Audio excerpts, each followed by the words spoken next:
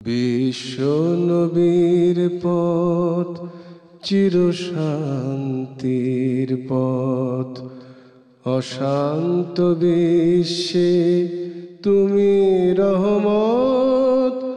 এসো তাই মেধা মননে জেনে নি।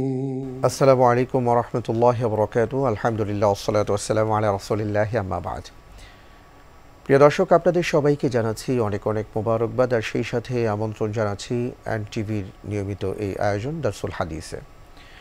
আলহামদুলিল্লাহ, আল্লাহ তাআলার কাছে আমরা শুকরিয়া আদায় করছি যে আমাদের এই আয়োজনটি অনেক দিন ধরেই আমরা এই খিদমতটা করছি এবং আপনাদের সামনে রাসূল সাল্লাল্লাহু আলাইহি ওয়াসাল্লামের কথা, কাজ অথবা তার সামনে যে সকল কাজগুলো হয়েছিল, যার সমর্থন আল্লাহর রসুল দিয়েছিলেন, এই সকল বিষয়গুলো আপনাদের সামনে আমরা উপস্থাপন করার চেষ্টা করে আসছি এবং একটি নির্ধারিত গ্রন্থ থেকে, যে গ্রন্থটির নাম হচ্ছে রিয়াদুস সালেহিন।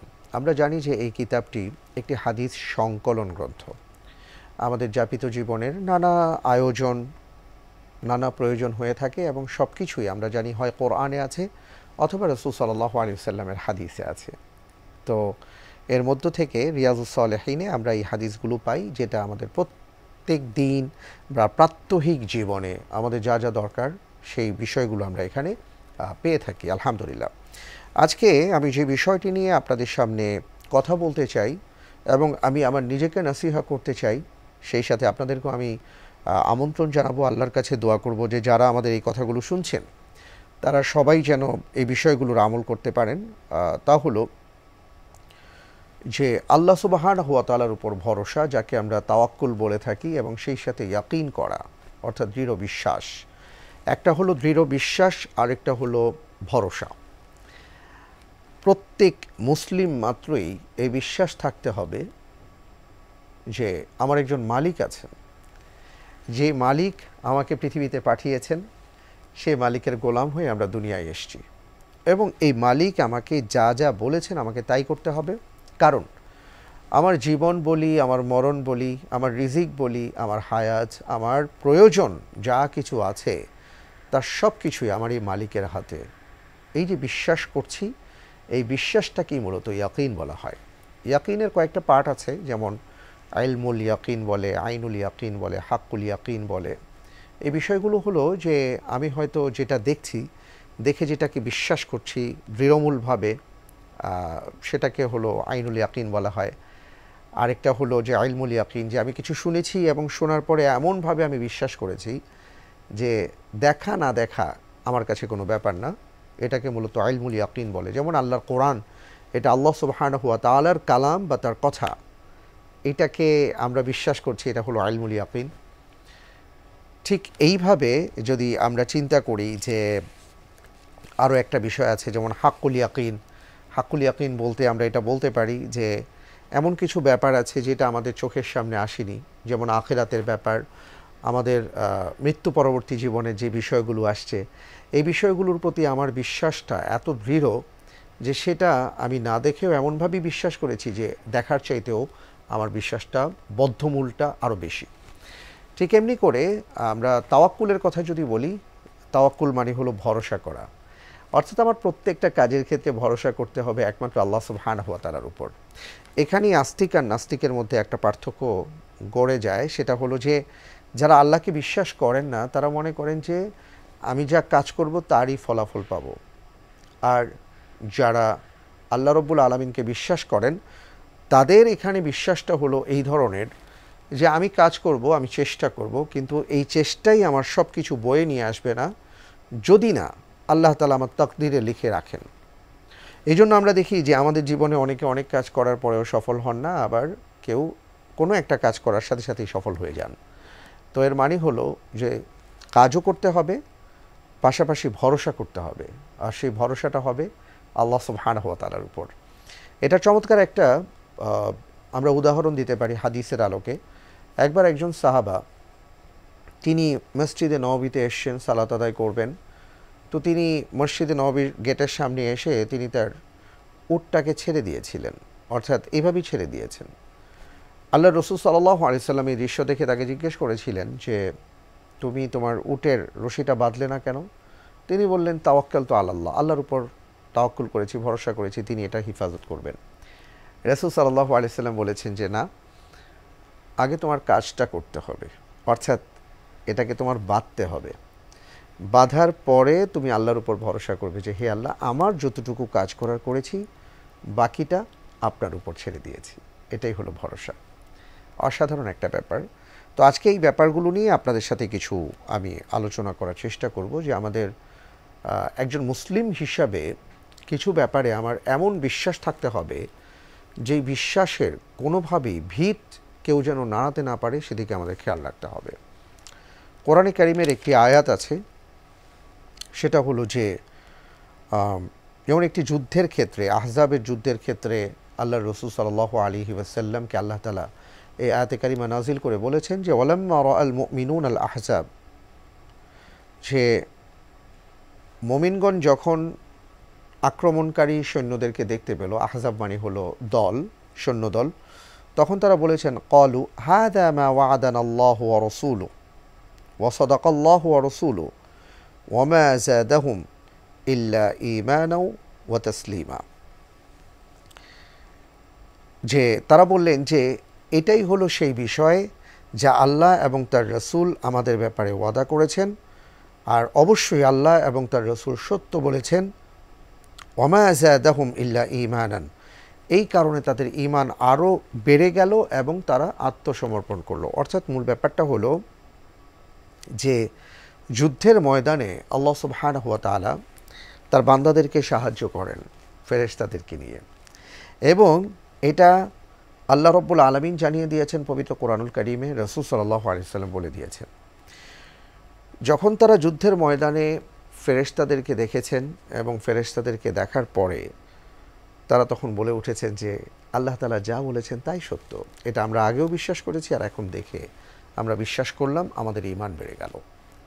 মূল ব্যাপারটা হলো যে আমরা যেটা শুনব, কোরআন এবং সুন্নাহ থেকে যদি কথাগুলো আসে, সেটার উপর বিশ্বাস স্থাপন করাটাই হলো ইয়াকিন।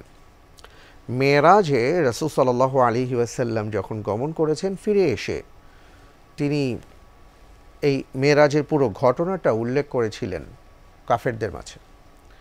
তো কাফেররা রাসূল সাল্লাল্লাহু আলাইহি ওয়াসাল্লামের এই কথা শোনার পরে তারা ভাবলো এর চেয়ে বড় সুযোগ আর পাওয়া যায় না। এরা খুব দ্রুত আল্লাহ রাসূল সাল্লাল্লাহু আলাইহি ওয়াসাল্লামের সেখান থেকে প্রস্থান নিয়ে তারা আবু বকর রাদিয়াল্লাহু তাআলা আনহুকে ঘিরে ফেলল। এর মূল উদ্দেশ্যটা ছিল, সবাই জানতো যে আল্লাহ রাসূল সাল্লাল্লাহু আলাইহি ওয়াসাল্লামের সাথে আবু বকর সিদ্দিক রাদিয়াল্লাহু তাআলা আনহুর অসাধারণ একটা সম্পর্ক। যদি কোনোভাবে আবু বকর সিদ্দিক রাদিয়াল্লাহু তাআলা আনহুর বিশ্বাসের মধ্যে চির ধরানো যায়, তার ইয়াকিনটাকে যদি নষ্ট করে দেওয়া হয় বা দেয়া যায়, তাহলে আল্লাহ রাসূল সাল্লাল্লাহু আলাইহি ওয়াসাল্লামের মনোবলও ভেঙে যাবে, আর আবু বকরকে আমরা আমাদের দলে পাব। আমি বলছিলাম ইয়াকিনের কথা, বিশ্বাসের কথা। আবু বকর সিদ্দিককে যখন কাফেররা বলল যে আপনি কি জানেন আপনার সাথী, আপনার বন্ধু, আপনি যাকে নবী হিসেবে গ্রহণ করেছেন, মুহাম্মদ সাল্লাল্লাহু আলাইহি ওয়াসাল্লাম, তিনি কি বলেছেন? তিনি বলেছেন যে এক রাতের মধ্যেই তিনি মসজিদে হারাম থেকে বাইতুল মুকাদ্দাস, সেখান থেকে আবার ঊর্ধ্বাকাশে গমন এবং সেখান থেকে সিদরাতুল মুনতাহা পার হয়ে আল্লাহ সুবহানাহু ওয়া তাআলার সাথে তার মেরাজ হয়েছে, আল্লাহ সুবহানাহু ওয়া তাআলার সাথে তার কথোপকথন হয়েছে, তিনি আরশে আজিমে গিয়েছেন, আবার সেখান থেকে আবার ফিরে এসেছেন পৃথিবীতে। তিনি এই কথা বলেছেন। আপনি কি জবাব দেবেন? আবু বকর সিদ্দিক রাদিয়াল্লাহু তাআলা আনহুর ঈমান, ইয়াকিন এবং তার শেকড় এতটা গভীরে ছিল, তিনি হাসতে হাসতে বললেন যে এর চাইতে তো কঠিন জিনিস আমরা বিশ্বাস করি। আল্লাহর রাসূল যখন আমাদেরকে বলেন যে আল্লাহ তাআলার পক্ষ থেকে জিবরাইল আমিন এসছেন দূত হয়ে, তিনি আমাকে এই বলেছেন, আমরা সাথে সাথে সেটা বিশ্বাস করি। সেই তুলনায় এটা কিছুই না। সুতরাং এই কথা যদি মুহাম্মদ সাল্লাল্লাহু আলাইহি ওয়াসাল্লাম বলে থাকেন, তাহলে আমি আবু বকর সাক্ষ্য দিচ্ছি আল্লাহর রাসূল সাল্লাল্লাহু আলাইহি ওয়াসাল্লাম সত্য বলেছেন। এটাই হলো ঈমান, এটাই হলো ইয়াকিন। প্রিয় দর্শক, এই কথাগুলো এই জন্য বলছি যে অনেক সময় আপনার পাশের বাড়ির বন্ধু বান্ধবী, আপনার পাশের বাড়ির লোক, অথবা আপনার সাথে চলা এমন কেউ আপনাকে হয়তো ঈমানের পথ থেকে সরিয়ে দেবার চেষ্টা করতে পারে, যুক্তি দিয়ে, তর্ক দিয়ে, বিজ্ঞান দিয়ে, ইত্যাদি দিয়ে। আপনি শুধু একটা কথাই বলবেন আবু বকর রাদিয়াল্লাহু তাআলা আনহুর মতন, সেটা হলো সব বুঝবো, সবই শুনবো, কিন্তু কোরআন এবং সুন্নাহর কথা যদি আসে, সেটা যদি আল্লাহ তাআলা বলে থাকেন অথবা রাসূল সাল্লাল্লাহু আলাইহি ওয়াসাল্লাম বলে থাকেন, আমার বুঝে আসুক চাই না আসুক, সেটা চোখ বন্ধ করে আমি সেটা বিশ্বাস করব। এটাই হলো আমাদের ইয়াকিন। এই ইয়াকিনের উপরে আমরা থাকার চেষ্টা করব। আল্লাহ তাআলা আমাদেরকে সে তৌফিক দান করুন, আল্লাহুম্মা আমিন। আমি একটি হাদিস আপনাদেরকে বলবো। সেই হাদিসটা আল্লাহ রাসূল সাল্লাল্লাহু আলাইহি ওয়াসাল্লাম ইরশাদ করেন, একটা লম্বা হাদিস, যেখানে তিনি বলেছেন যে তিনি স্বপ্নে দেখেছেন অথবা মেরাজে তিনি দেখেছেন যে কিয়ামতের ময়দানে এমন একটা দৃশ্যের অবতারণা হবে, যে দৃশ্যটা এমন হবে যে তিনি কোনো কোনো নবীকে দেখবেন, তার সাথে দু একজন সাথী আছেন, কোনো নবীকে দেখবেন কোনো সাথী নাই, আবার একটা বিশাল অংশকে তিনি দেখবেন, তো তিনি ভাববেন যে এরা মনে হয় আমার উম্মাহ। তাকে জানানো হবে যে না, ওনারা মুসা আলাইহিস সালাতু ওয়াস সালামের উম্মাহ। এরপরে তাকে বলা হবে যে আপনি আকাশের দিকে তাকান। তো তিনি যখন আকাশের দৃষ্টি দেবেন, দেখবেন যে বিশাল একটা সংখ্যক উম্মাহকে দেখা যাচ্ছে। আল্লাহ রসুল সাল্লাল্লাহু আলাইহি ওয়াসাল্লাম জিজ্ঞেস করবেন ওনারা কারা? রসুল সাল্লাল্লাহু আলাইহি ওয়াসাল্লামকে বলা হবে ওনারা হচ্ছেন আপনার উম্মত। সুবহানাল্লাহি বিহামদি। এবং সেই ক্ষেত্রে রসুল সাল্লাল্লাহু আলাইহি ওয়াসাল্লাম ইরশাদ করেন যে আমি যখন এই দৃশ্যটা দেখব, ফাআখবারুহু ফাকালা হুমুল্লাযীনা লা ইয়ারকুনা ওয়ালা ইয়াশতারকুনা ওয়ালা ইয়াতাতায়্যারুনা ওয়া আলা রাব্বিহিম ইয়াতাওয়াক্কালুন, যে এদেরকে রাসূল সাল্লাল্লাহু আলাইহি ওয়াসাল্লামকে বলা হবে যে এই যে বিশাল সংখ্যক উম্মাহ দেখতে পাচ্ছেন, এর মধ্য থেকে ৭০,০০০ আপনার উম্মতকে কোনো হিসাব ছাড়াই তাদেরকে জান্নাতে প্রবেশ করানো হবে বা জান্নাত দেওয়া হবে। সুবহানাল্লাহি বিহামদি। এই কথা বলে রাসূল সাল্লাল্লাহু আলাইহি ওয়াসাল্লাম উঠে চলে এসেছেন। তো এই হাদিসটা শোনার পরে সাহাবায়ে কেরাম আজমাইন, তারা আশেপাশে যারা ছিলেন, আল্লাহ রাসূল সাল্লাল্লাহু আলাইহি ওয়াসাল্লামের এই কথা শোনার পরে তারা নিজেরা পর্যালোচনা করছেন যে আচ্ছা ওই ৭০,০০০ উম্মত তারা কারা এবং তাদের কি এমন আমল আছে। তো এক একজন এক এক কথা বলছিলেন। তারা বলছিলেন হতে পারে তারা মনে হয় একেবারে ইসলামের প্রাথমিক যুগে যারা মুসলিম হয়েছেন তাদের কথা বলা হয়েছে। কেউ বলবেন যে সম্ভবত তারা আল্লাহ এবং তার রসুলকে দেখেছে, রসুল সাল্লাল্লাহু আলাইহি ওয়াসাল্লামকে দেখেছেন, আল্লাহ তাআলার কথা তারা শুনেছেন, তারা তাবিজ তুমার করেননি, তাবিজকে বিশ্বাস করেননি, তারা হতে পারেন। এইভাবে তারা এক একজন এক এক কথা বলবেন। এমত অবস্থায় রসুল সাল্লাল্লাহু আলাইহি ওয়াসাল্লাম তাদের মাঝে আসলেন। আসার পরে জিজ্ঞেস করলেন যে তোমরা কি নিয়ে কথা বলছো? তো তারা বললেন ইয়া রাসূলুল্লাহ, ৭০,০০০ উম্মত তারা জান্নাতে যাবেন বিনা হিসাবে, তারা কারা, এটা নিয়ে আমরা আলোচনা করছিলাম। তখনই আল্লাহ রাসূল সাল্লাল্লাহু আলাইহি ওয়াসাল্লাম এই কথাটি বললেন যে হুমুল্লাযীনা লা ইয়ারকুনা ওয়ালা ইয়াস্তারকুনা ওয়ালা ইয়াতাতায়্যারুনা ওয়া আলা রাব্বিহিম ইয়াতাওয়াক্কালুন, তারা হলেন সেই সকল ব্যক্তি যারা অন্যের কোনো কথায় প্ররোচিত হননি এবং অন্য কারো অবস্থা দেখেও তারা তাদের মধ্যে কোনো আফসোস কাজ করেনি, এবং তারা নানাভাবে যে মানুষ নানা ক্ষেত্রে বিশ্বাস করে, নানা ধরনের তাবিজ তোমারে বিশ্বাস করে, এগুলো তারা করেনি, বরং ওয়া আলা রাব্বিহিম ইয়াতাওয়াক্কালুন, তারা সর্বক্ষেত্রে তারা তাদের রবের উপর ভরসা করেছেন। তারা হলেন সেই ব্যক্তি।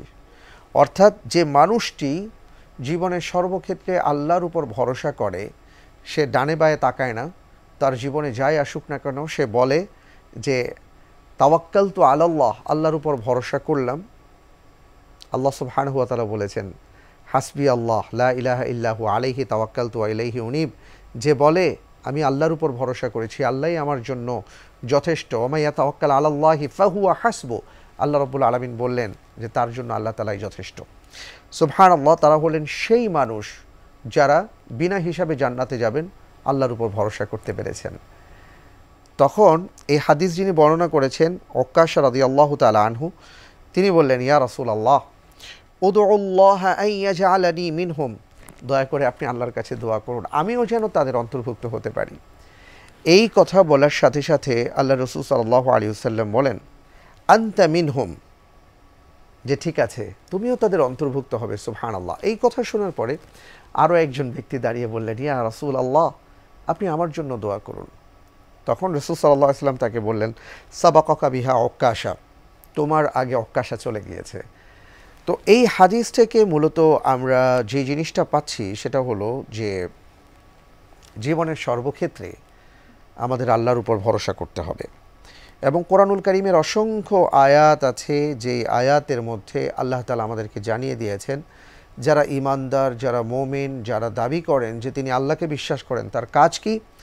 ওয়া আলাল্লাহ ফালিয়াতাওয়াক্কালিল মুমিনুন, যে যারা মুমিন, যারা ঈমান আছে দাবি করেন, তাদের উচিত তারা যেন আল্লাহ তাআলার উপর বিশ্বাস স্থাপন করেন, সর্বক্ষেত্রে আল্লাহ রাব্বুল আলামিনের উপর ভরসা করেন। একটু আগে আমি বলেছিলাম আপনাদেরকে যে আল্লাহ রাব্বুল আলামিন বলেছেন সূরাতুত তালাকের ওয়া মান ইয়াতাওয়াক্কাল আলাল্লাহি ফাহুয়া হাসবুহ, 3 নম্বর আয়াত সূরাতুত তালাক, যে আল্লাহর উপর ভরসা করে সেই আল্লাহর জন্য যথেষ্ট। আমাদের জীবন চলার পথে আমরা অনেক সময় দেখি যে আমাদের জীবনে অনেক ধরনের ঘটনা ঘটে, দুর্ঘটনা ঘটে, অথবা দেখি যে আমি একটা জিনিস চাচ্ছিলাম, পাচ্ছি না, কিন্তু আল্লাহ তাআলা বলছেন তুমি আমার উপর ভরসা করো। আমরা আমাদের জীবনের সর্বক্ষেত্রে যদি এটা মনে করতে পারি, মনে রাখতে পারি, এই বিশ্বাসটা স্থাপন করতে পারি যে আমার মালিক আমার জন্য আছেন, সুতরাং আমার মালিক আমার জন্য যা করবেন তাই আমার জন্য কল্যাণকর, আমি তার উপর ভরসা করছি, আল্লাহ রাব্বুল আলামিন বলেছেন, তাহলে আমি তার জন্য যথেষ্ট। আল্লাহ রাসূল সাল্লাল্লাহু আলাইহি ওয়াসাল্লাম প্রতি সকাল সন্ধ্যায় দোয়া করতেন। সেই দোয়াতে তিনি বলতেন, আল্লাহুম্মা লাকা আসলামতু ওয়া বিকা আমানতু ওয়া আলাইকা তাওয়াক্কালতু, হে রব্বুল আলামিন, আমি আপনার কাছে নিজেকে আত্মসমর্পণ করেছি, আপনার প্রতি বিশ্বাস স্থাপন করেছি এবং আপনার উপর আমি ভরসা করেছি। আবু হুরায়রা রাদিয়াল্লাহু তাআলা আনহু থেকে একটা হাদিস আছে, তিনি বলেন রাসূল সাল্লাল্লাহু আলাইহি ওয়াসাল্লাম বলেছেন, ইয়াদখুলুল জান্নাতা আকওয়ামুন আফইদাতুহুম মিসলা আফইদাতিত তায়র, সুবহানাল্লাহি ওয়া বিহামদিহি। জান্নাতে এমন একটা দল থাকবে যারা রাসূল সাল্লাল্লাহু আলাইহি ওয়াসাল্লামের উম্মাহ হয়ে জান্নাতে প্রবেশ করবেন, তাদের একটা গুণ হবে, তাদের হৃদয়টা থাকবে পাখির হৃদয়ের মতন, তাদের মন পাখির মনের মতন। প্রশ্ন আসতে পারে যে পাখির মনের সাথে জান্নাতীদের মনের মিলটা কোথায়? মিলটা হলো, আল্লাহ রাসূল সাল্লাল্লাহু আলাইহি ওয়াসাল্লাম বলেছেন একটা পাখি আল্লাহ তাআলার উপর কতটা ভরসা করে, সে তার ঘর থেকে যখন বের হয় সকালবেলা, সে খালি পেটে বের হয়, এবং আল্লাহ তাআলার উপর ভরসা করে সে যখন চলে যায় ঘর থেকে, আল্লাহ তাআলা তার রিজিক যেখানে যেখানে রেখেছেন সে সব জায়গায় যায় এবং সেখানে সে উদরপূর্তি করে, আর সন্ধ্যায় যখন বাড়ি ফিরে আসে, তার নীড়ে ফিরে আসে, তখন সে পেট ভর্তি হয়ে ফিরে আসে। অর্থাৎ সে তার খাদ্য জমায় না, সে তার জন্য আগামীকাল সে কি করবে না করবে এটার জন্য সে কোনো চিন্তা করে না, বরং সে আল্লাহর উপর ভরসা করে ঘর থেকে বের হয়ে যায়। তো যে সকল মুমিন এইভাবে আল্লাহ তাআলার উপর ভরসা করতে পারবেন, আমাদের আজকের এই ভরসার জায়গাটা বড় নড়বড়ে হয়ে গেছে।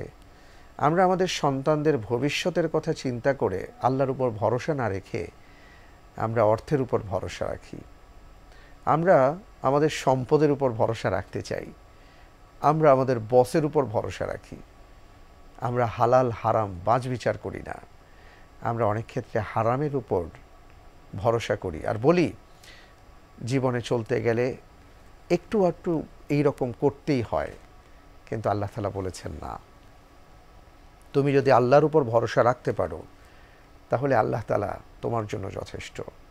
রাসূল সাল্লাল্লাহু আলাইহি ওয়াসাল্লাম বলেছেন একটা পাখি যেভাবে আল্লাহর উপর ভরসা করে, তুমি যদি সেইভাবে ভরসা করতে পারো তাহলে তোমার জীবন অনেক সুন্দরভাবে অতিবাহিত হবে, তোমার সংসারের জীবন অনেক সুন্দরভাবে চলবে।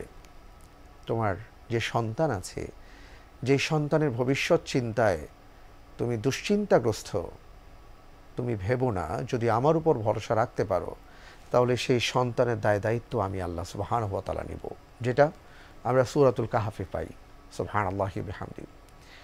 এই জন্য প্রিয় দর্শক, আমরা যে শিক্ষাটা নেবার চেষ্টা করব সেটা হলো জীবনের সর্বক্ষেত্রে আমি কাজ করব, কর্ম করব, হালাল উপায় করব, সৎ জীবন যাপন করব, আল্লাহ তাআলার নির্দেশিত পথ এবং পন্থা অনুপাতে করব, আর সেই সাথে আল্লাহর উপর ভরসা রাখব।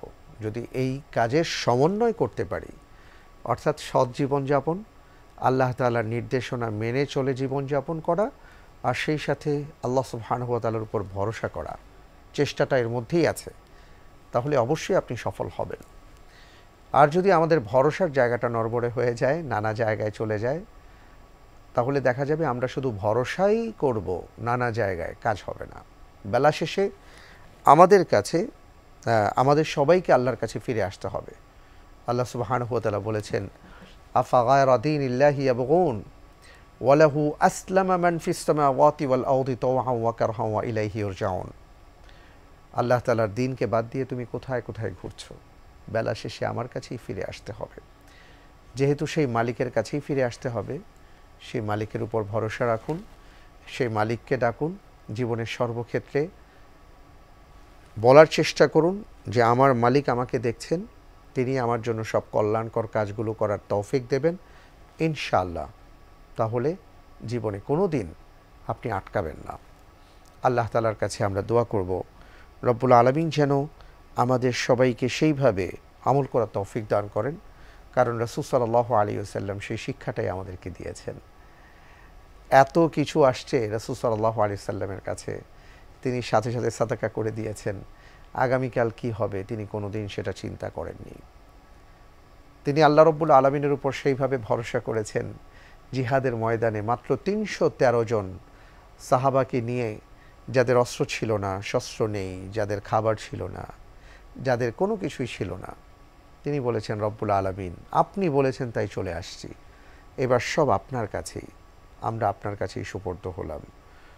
আল্লাহ তাআলার কাছে নিজেদেরকে এইভাবে যখন সুপর্দ করে দিয়েছেন, আল্লাহর উপর ভরসা করেছেন, মাত্র ৩১৩ জন সাহাবা, যাদের অস্ত্রশস্ত্র ছিল না, খাবার ছিল না, তারা ১,০০০ কাফেরের বিরুদ্ধে জয়ী হয়েছিলেন। ঠিক এমনি করে আমরা যদি পুরো ইতিহাস দেখি, মানুষের জীবনের যে ইতিহাস, সেই ইতিহাসটা যদি দেখি, তাহলে দেখবেন আমাদের নানা ক্ষেত্রেই আমরা দেখব যে আমরা ভরসাহীন জীবন আর ভরসাযুক্ত জীবন, এটার মধ্যে আকাশ পাতাল তফাৎ। যারা ভরসা করেছেন তারা সফলও হয়েছেন, তাদের মুখে শেষ হাসিটা লেগেই ছিল। তাই আসুন আল্লাহ তাআলার কাছে আমরা এই দোয়া করি, রব্বুল আলামিন সর্বক্ষেত্রে আপনাকে ভরসা করার তৌফিক দান করুন, আমাদেরকেও সেই ৭০,০০০ উম্মতের মধ্যে একজন নগণ্য বান্দা হিসাবে আপনি অন্তর্ভুক্ত করুন। আল্লাহুম্মা আমিন। সবাইকে অনেক ধন্যবাদ। আবার ইনশাআল্লাহ তাআলা ভবিষ্যতে দেখা হবে। আসসালামু আলাইকুম ওয়া রাহমাতুল্লাহি ওয়া বারাকাতুহু। নবীর পথ চিরশান্তির পথ, অশান্ত বিশ্বে তুমি রহমত, এসো তাই মেধা মননে জেনে